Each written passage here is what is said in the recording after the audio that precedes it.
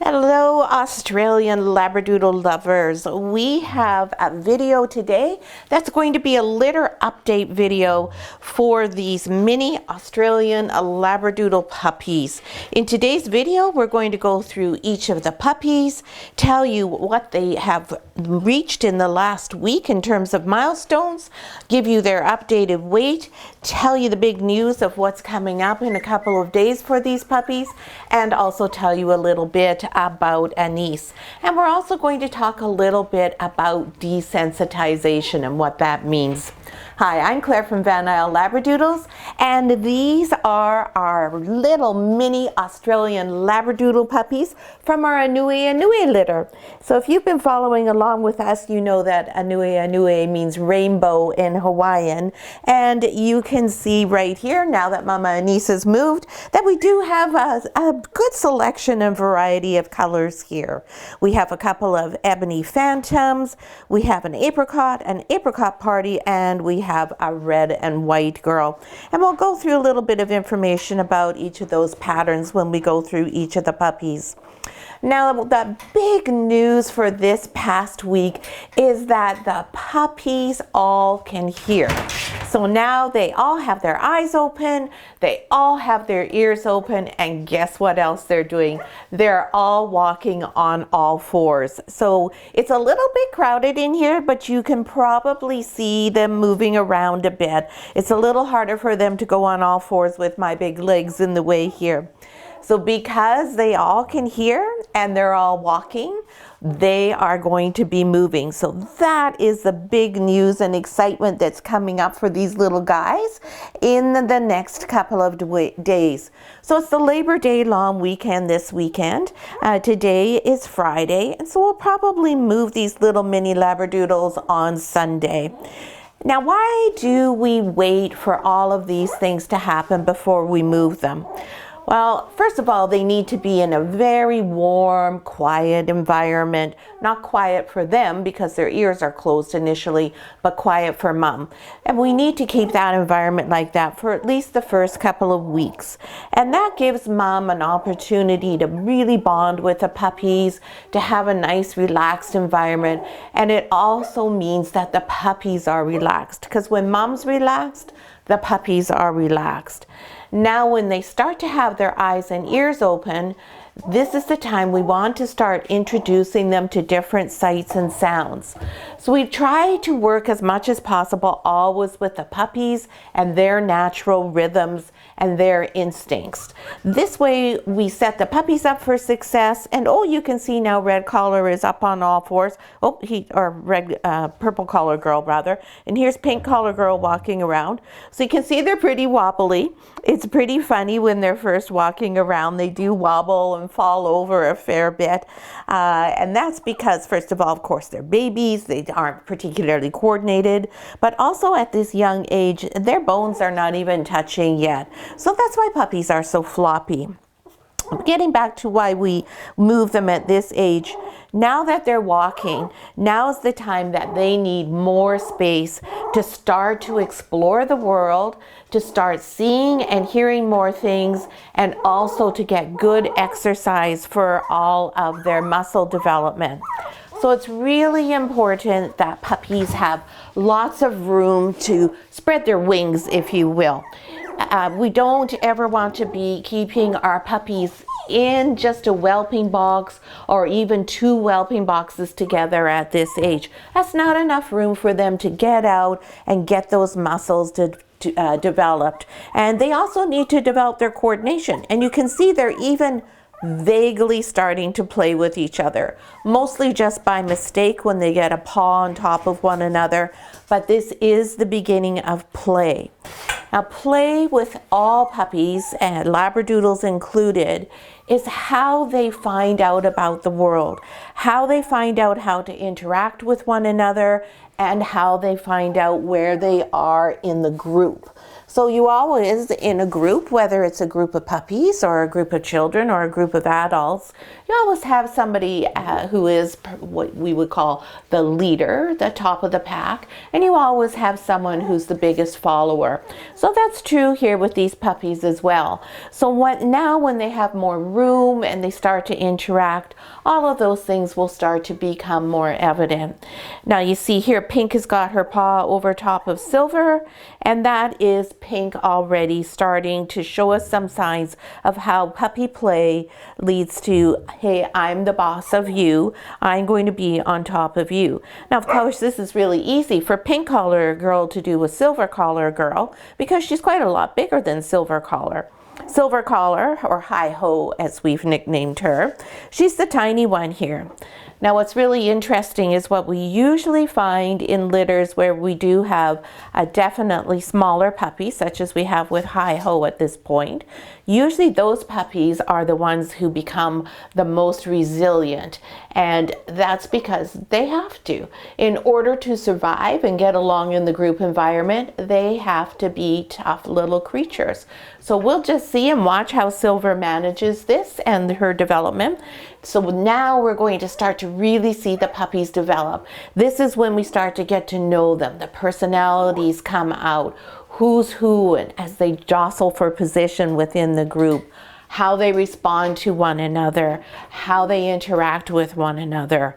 Is one more confident than the other? Of course, one will be. Who's the one who's the most adventurous? Who just goes out there and doesn't care what the consequences may be, and who likes to sit and watch and go, yeah, okay, you be the fool, I'll watch you, and then I'll come and see if I want to do that as well, if it's safe. And who just is simply like, yeah, I'm not ready to do any of those things yet. So it's always really interesting. This is one of the most fun times with the puppies, when we really start to get to know them. Now, why we call it desensitization at this point is because basically that is the focus at this young age. We're not taking the puppies out and having them meet other people or meet other puppies, because of course they've not been vaccinated. So we have to be wary of their health and not exposing them to any undue risks. You can see them, they're all starting to walk around now. Pink Collar Girl is really giving you a clinic here on how puppies learn how to walk. So there you can see the front legs are quite strong. The back legs are still, whoops, a little unstable, and we fall over. Now you also see they're all over here with their heads under the pig rail. Now this is again a natural instinct for dogs. They want to have something over top of them. This provides them with safety and comfort. And even when the puppies don't have their eyes open or their ears, they will all gravitate to being underneath the pig rail. They are able to instinctively know that that protection is there for them. So this is how we build on crate training. That's why we introduce them to a crate. Now when they move out to the Doodle Den, they will have a crate. They'll have a bed, but they'll also have a crate so that they have somewhere to go that's enclosed, has a roof, is a little bit darker, and they will learn right away, this is my home, my den, my safe spot.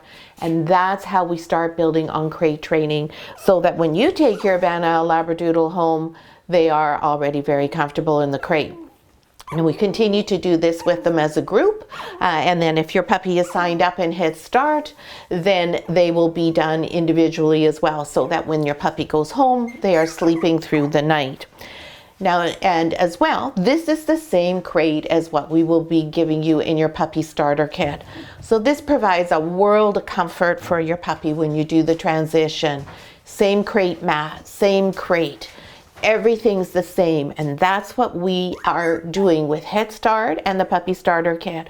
We're giving that continuity from here to your home, so that there's no stress in the transition and you have way more time to bond with your puppy.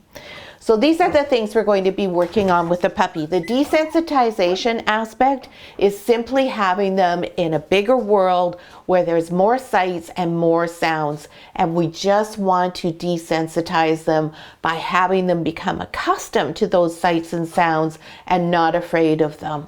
So we need it to be a positive experience, and you can see how they're all clumped up here together except for Black Collar.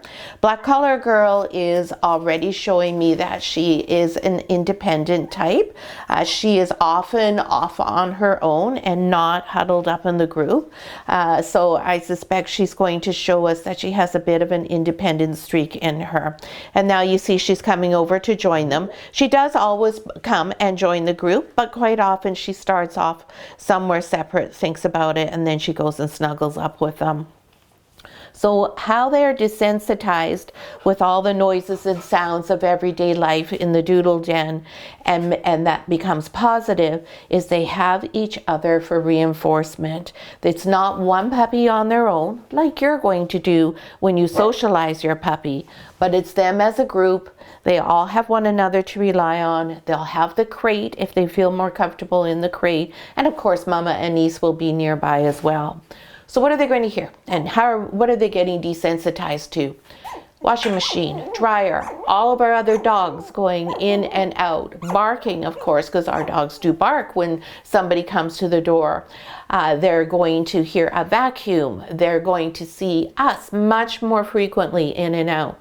And what we do is we leave all of the doorways open because that goes right through to our kitchen area. So there's a lot of daily activity in the kitchen, lots of talking.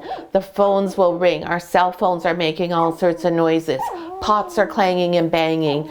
The dishwasher is on. Our dishwasher is very quiet, so they don't really hear a lot from it, but they hear the dishes going in and out. Meal preparation, all those types of things. These are all going to be things that they start experiencing next week. And because we have a 2-door system, we're able to limit that exposure and not overwhelm them. We don't want to throw them in there and all of a sudden the whole world and life sounds are constantly barraging them. Way too much stimulation. So we can open and close the doors, of course, as we wish, and we can provide them with all of this information and stimulus in measured doses. Now the puppies also have a television of their own in there, and so that's another thing we do is we turn the television on. We start with just something like HGTV or the news network where they just hear voices. No big deal, not the fireworks and thunderstorms that we're building up to. Very quiet, and then we will start playing them music all of the time as well. Music is hugely important for young children and for young puppies. And we vary the music so that at different times it's stimulating music and other times it's just very calming, peaceful music. Because again, we want them to have a variety of experiences during the day and go through a lot of different things. So there's a whole lot happening with these little Labradoodle puppies this week. This is a big time for them, and really when they transition from infancy into more what we would have for if they were humans, a little bit past a toddler, moving forward into about sort of the kindergarten stage, if you will. So now let's go through each of the puppies and tell you a little bit about each of them this week. So one of the other exciting things is that 3 out of the 5 puppies are over the 1 kilogram mark. I can hardly believe it. It just seems the other day when the puppies were born and I was fretting all the time with Anise and her flat nipples and worried that they weren't going to gain. Well, clearly I didn't need to worry about a thing. Oh, and I didn't update you on Mama Anise. Doing fabulously. She eats all of her meals except for dinner or her late night snack rather outside of the maternity ward now. She's content to leave the puppies for longer periods of time, running around outside having a great time. Still very devoted though, as you can see, but she's in and out of the box, but you can see she really enjoys the puppies. Like she actually has fun with them. She's going to be starting to play with them soon, I know. When we move them into the Doodle Den, she will have an exterior area so that she is able to get completely away from them should she so choose. because now we only have about another week before she's going to start instinctively weaning these puppies, and they're going to need to start eating raw food because the milk bar won't provide enough sustenance for them any longer. So that's another big thing that will be happening. Between week 3 and 4, major changes for the puppies. It is probably their biggest week of all during the time that they are here with us. So many things happening for these kids over the next week, and for Anuenue, because it means the bulk of her work is done, and in a week she is going to start weaning them. She'll only be in at certain times most likely, and in about probably 10 days she'll even stop sleeping with them and come sleep with us. So as always, we're going to go through the puppies in birth order, starting with Miss Pink Collar. And now I don't worry when they're nursing about disturbing them, because they're well able to get back on the milk bar whenever they want. So Miss Pink Collar is our beautiful chocolate phantom girl. And you will see that these puppies' coats just shine. Gorgeous shine on all of these beautiful puppies. Nice coat here. It looks like she's going to have a fairly straight coat. Tiny bit of a wave showing up, but definitely not a curly coat on Miss Pink Collar girl. And she is one of those puppies who is over a kilogram, as she is 1.03 kilograms. Hard to believe. And Anuenue is making sure she's clean for her camera shot there. Thank you, Anuenue. Whoops, there you go. Are you going to go down there? We'll put her over here. Thanks, baby girl. Then next in the litter, we have Black Collar Girl. And Black Collar Girl was one of the smaller puppies initially. She and Silver were the two smaller puppies. She is this gorgeous apricot abstract, and she's pretty much a tuxedo.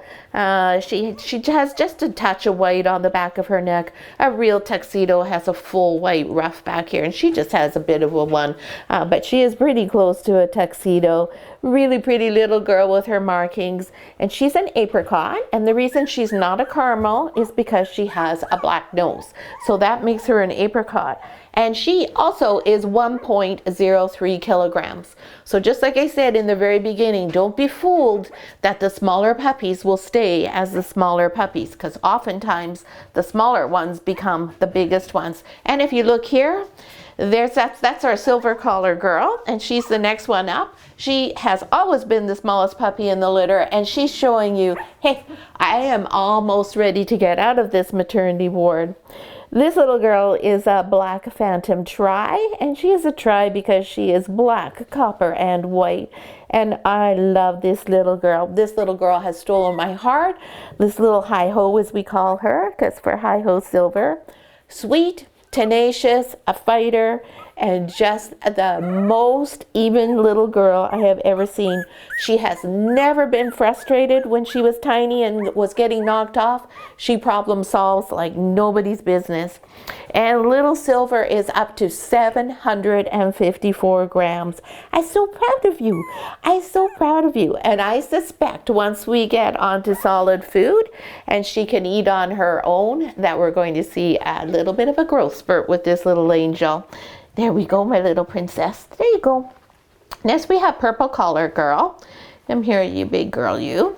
Purple Collar Girl is the biggest puppy in the litter. So we go from the smallest to the biggest. Hello, Horker. And Perp is 1.1 kilograms. She is one hefty solid girl. That's something I'd like to point out. These puppies are mini Australian Labradoodles, but look at how solid they are. There's nothing teensy or fragile. They're not toy dogs. They're not a toy breed. This is just a smaller height breed, but they are sturdy, just like Anuenue. Really well put together, beautiful structure.